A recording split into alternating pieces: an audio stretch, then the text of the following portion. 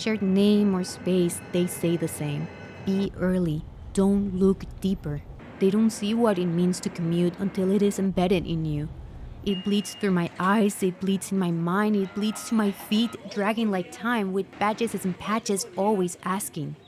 I have friends and family. Because I am transborder. I realized that I was transborder when I was in college. It was the first time that I was gonna start crossing regularly for something. I met this group of people called Border Click, and we would come together and talk about the transborder experiences, the hardships. I didn't even know that there was a word for the thing that I was doing, even seeing that there was a huge culture around it.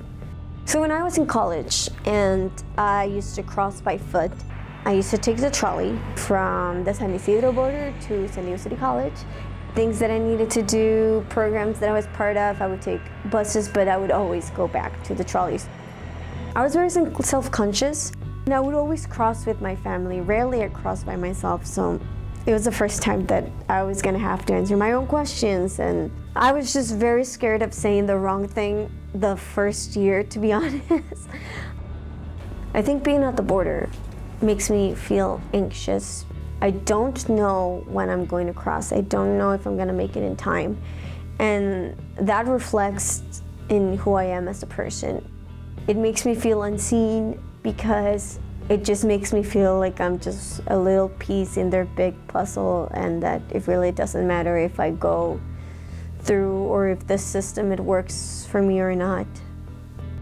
It birthed me, but it does not nurture me when it needs only a split second to point at me. Within its rules, what I can do is little to none. So when did I got unfazed by the guns? When did I started calling this normal? The militarization of the border is something that I've known my whole life.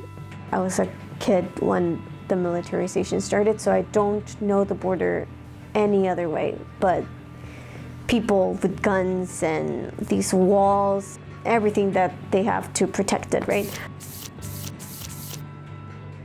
This sentiment of fear that it's being implemented in the country, this feeling of we don't want anyone from the outside, and people are choosing not to go out of fear or also out of resistance. It feels so dystopian, it feels so wrong, it makes me feel unsafe sometimes if I really think about it and place myself where I am physically when I'm crossing. It definitely makes me feel unsafe because you never know what's going to happen in there. I think that a lot of more constrictions might be coming, administrative wise too. You feel like you're being watched, you are being watched, and there's a sort of rules and an environment that just makes you feel just constricted and small. Then there's you at the other side, taking me where I need to. You don't ask or prod. You let me rest my feet. You nurture me through a moment of peace, almost as if you knew what I need.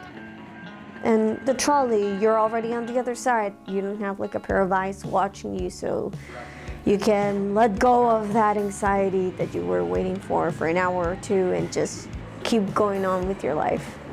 The trolley for me was a moment to be present because there was nothing else that I needed to do but to be on the trolley sitting down.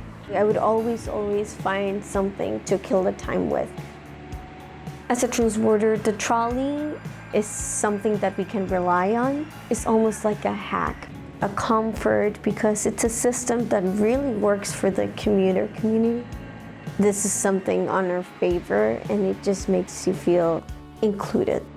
Once I cross and I'm into the trolley, nothing ever changes. Whereas at the border, everything can change in a minute. It gives me a sense of relief and safeness that I know what's gonna happen next once I'm in the trolley. One look around and there are others like me.